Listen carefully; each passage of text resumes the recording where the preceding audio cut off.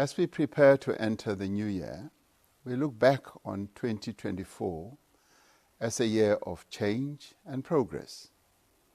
We marked 30 years since becoming a free and democratic nation on the 27th of April 1994. We celebrated the progress made in building a society founded on the ideals of freedom, equality, and human rights.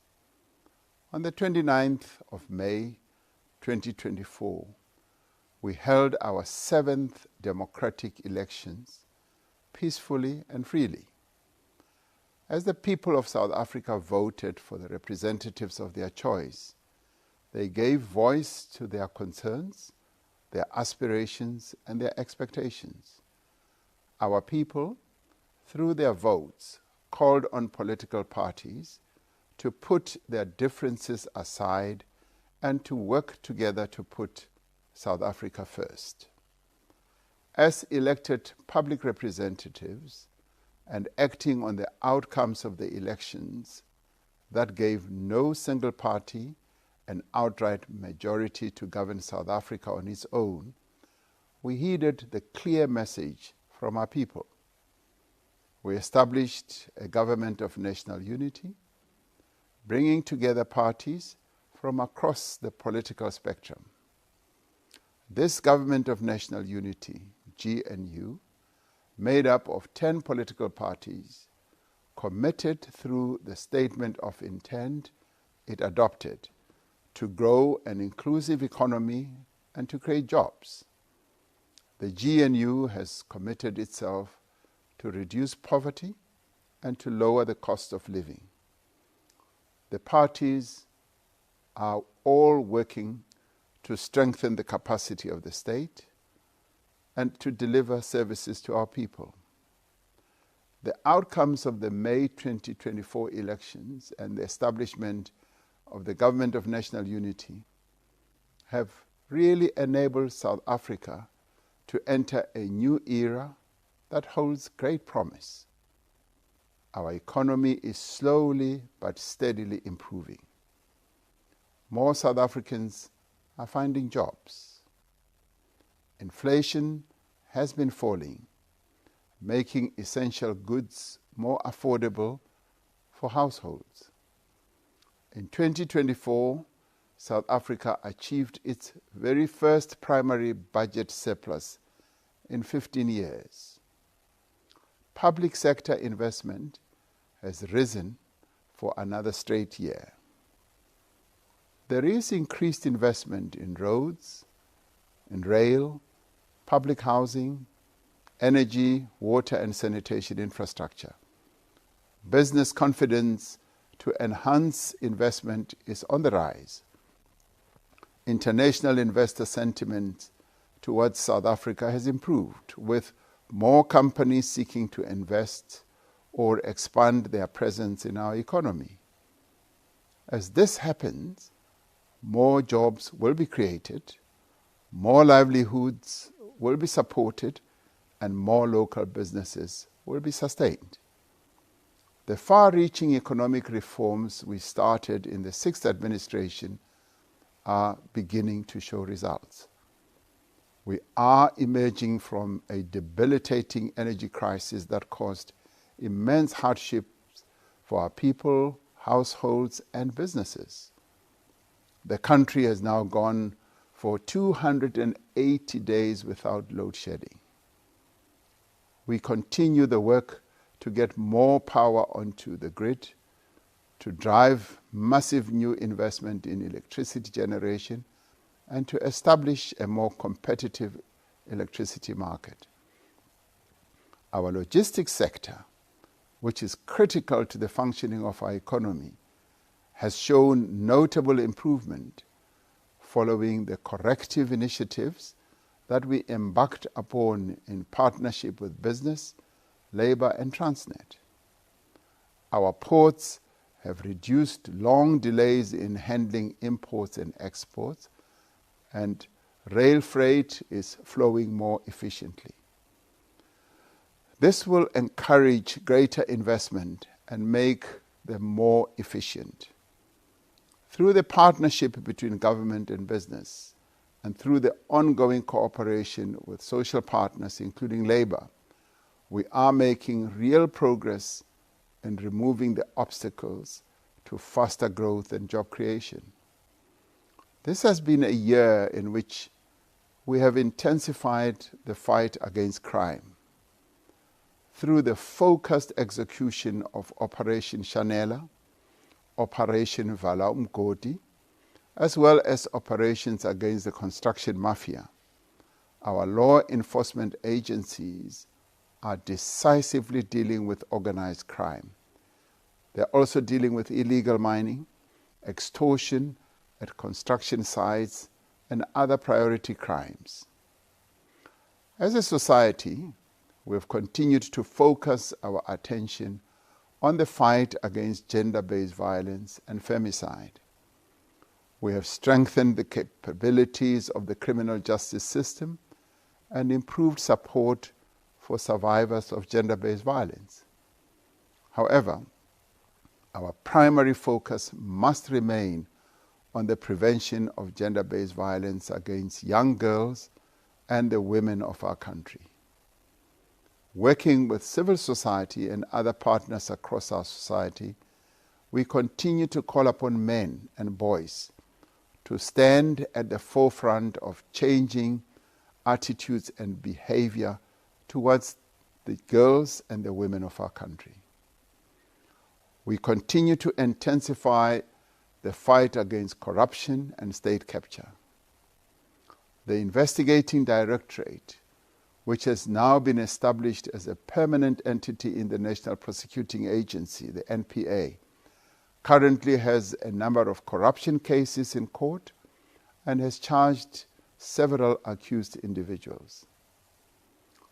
In this 30th year of our democracy, we've taken further steps to advance our constitutional mandate of upholding equality, human rights, and social justice. We signed into law transformative legislation like the National Health Insurance Act and the Basic Education Laws Amendment Act.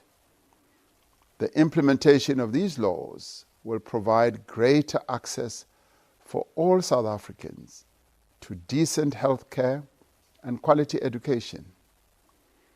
Just as we attained our freedom through the support and solidarity of many peoples and nations around the world, we continue to stand in solidarity with the victims of injustice in other parts of the world. We have stood firm in our support for the struggle of the people of Palestine.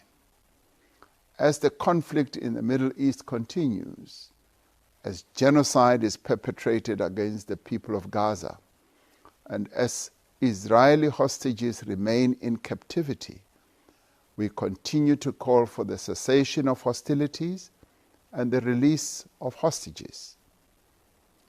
South Africa's sportsmen and women have done our country proud in the sporting field as they have flown the South African flag high in various parts of the world. We are grateful to the athletes who brought us glory at this year's Olympic and Paralympic Games in Paris. We are proud of our nation's artists who hoisted our flag high on the global stage. We congratulate the nation's pioneering artists, filmmakers, writers, and cultural workers who have excelled in their respective fields, achieving awards both here at home and abroad. This has been a year of triumphs and great progress, but it has also been a year marked by tragedy. The deaths of innocent young children in Soweto and other parts of the country who lost their lives earlier this year from eating contaminated foodstuffs pains our nation. We reiterate our condolences to the families of the children who passed on. We remember the many lives that are senselessly lost to violence every day, We are deeply saddened by the negligent and unnecessary recent deaths of young men at initiation schools in the Eastern Cape. Our thoughts are with the families that have been left destitute in the Western Cape after devastating shack fires destroyed their homes and belongings. As individuals and as communities, we must lend our every effort to helping those affected by these terrible events. We will work with our law enforcement agencies to ensure that our children are kept safe. We will continue to make the streets of our country safe. As another year draws to a close, we pay tribute to all those who continue to serve our country. We thank our nation's educators who support, nurture, and guide our learners in the quest for better education. We thank our men and women in uniform for keeping us safe at great sacrifice to their own lives.